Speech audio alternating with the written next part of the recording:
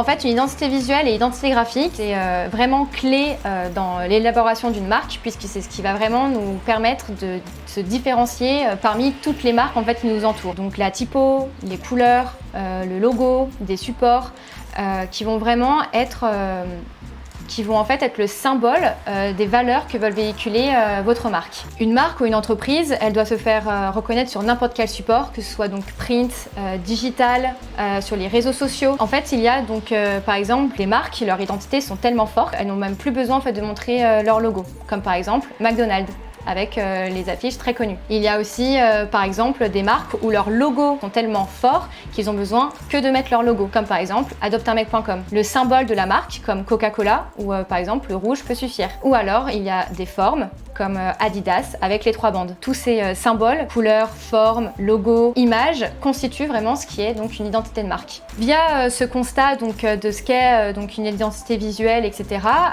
maintenant je vais vous montrer donc l'identité visuelle, la nouvelle identité visuelle de Pilotine qu'on a mis en place il y a quelques temps, avec donc cette charte graphique qui va constituer justement ce qu'est une identité visuelle. Une charte, c'est un peu comme un mode d'emploi sur comment utiliser tel ou tel élément. Donc une charte graphique se constitue en fait de plusieurs planches consécutives par chapitre. Donc voilà, avec les principes de base et les mises en application. Donc le logotype, la couleur, les typographies, des illustrations, les photographies et ensuite donc les mises en application, donc on appelle ça sinon les déclinaisons sur donc les réseaux sociaux, les cartes de visite, les signatures mail ou encore les goodies. On commence toujours souvent une charte graphique quand même par le logo parce que c'est ce qui vraiment constitue réellement donc une marque ou une entreprise ou voilà, avec toujours des fois donc quand même un petit texte explicatif de pourquoi est-ce qu'on est parti là-dessus.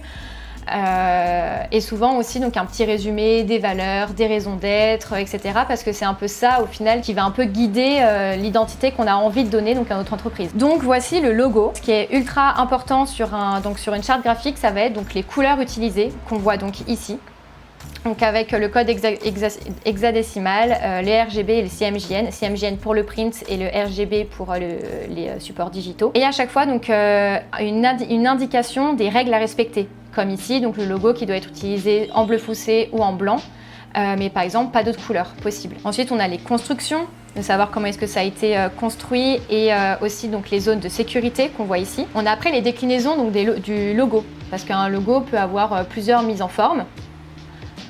Donc voilà, construction du logo, avec aussi donc la baseline, une baseline qui est souvent très utile quand on crée une identité visuelle. L'icône, qu'on va souvent voir en petit sur les réseaux sociaux ou en petite signature. Et après, donc vraiment une mise en situation donc avec les couleurs, donc c'est en bleu foncé ou en blanc. Très important aussi dans les chartes graphiques, donc c'est ce qu'on appelle les interdits. C'est vraiment d'expliquer donc aux personnes qui vont en voir la charte comment utiliser le logo et surtout comment ne pas l'utiliser. C'est interdit donc de le déformer, de changer la couleur, d'espacer l'icône et la typographie, de grossir l'icône, de le mettre en diagonale. Voilà, c'est vraiment une mise en situation de tout ce qu'il ne faut pas faire au final. Donc ici, on a vraiment une grosse palette de couleurs très flashy et c'est ce qu'on voulait en fait avec Pilotine, c'était vraiment montrer le dynamisme et avec donc quand même une prédominance pour le bleu puisque Pilotine, il y a toute une histoire autour quand même de la mer.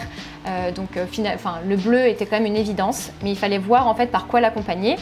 Donc à chaque fois, ce qui est important, encore une fois, donc c'est vraiment les codes couleurs, les couleurs principales, comme vous voyez, qui sont en plus gros, tout simplement, et les couleurs secondaires qui arrivent en plus petit ici. Ensuite, on passe avec la typographie. On passe par la typographie, donc avec la présentation de la typo, de pourquoi est-ce qu'on l'a choisi, encore toujours le petit texte descriptif, et aussi ce qu'on aime bien quand même dans une charte graphique, c'est toujours montrer les majuscules et les minuscules pour voir ce que ça donne. Et ensuite, donc toutes les déclinaisons, donc black, extra bold, en light, en regular, pour dire en fait que on va utiliser toutes ces palettes-là de la typographie. Et ensuite, la typographie secondaire qu'on va utiliser, là en l'occurrence, en fait, la TT Commons étant une typographie payante, on a dû en fait voir une alternative pour tout ce qui est application, donc par exemple quand on envoie des mails ou des choses comme ça, on a donc dû imaginer donc une autre typographie qui elle est une typographie donc Google que tout le monde peut avoir, qui est un peu une variante de la TT Commons et qui est donc la IND.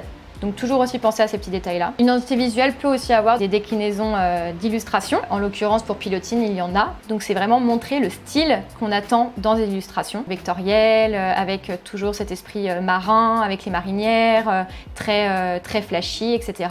Et de montrer toujours dans ce petit texte explicatif où est-ce qu'on va l'utiliser, si elles vont être animées ou les choses comme ça. Des illustrations qui vont être aussi déclinées en iconographie. Et ensuite, on va avoir la partie donc photographie. Comment est-ce qu'on va appliquer l'identité visuelle flashy, peps, fraîche de Pilotine via les photographies. Donc ça, par exemple, ça va être donc les photos en fait de l'équipe, vraiment une ligne directrice qui est en fait la couleur, la fraîcheur, et qu'en fait on voit décliner maintenant sur ces photos avec ces aplats et des habits colorés. Et après donc des shootings d'ambiance qui vont apparaître sur le site internet, sur les réseaux sociaux, etc. Donc après il y a toute la partie donc de déclinaison réseaux sociaux avec à quoi vont ressembler tel post, pourquoi telle couleur sur Instagram, sur Facebook, des mises en situation sur téléphone pour voir aussi si le format est convenable, si c'est lisible, une déclinaison print avec les cartes de visite, couleurs qui vont être forcément un peu moins flashy vu que c'est du print, on passe forcément en CMJN donc il y a forcément la couleur va paraître un peu plus terne et justement nos défis aussi quand on fait une charte graphique de toujours penser print et web parce qu'en fait les couleurs vont des fois un petit peu changer donc si on s'attend à des identités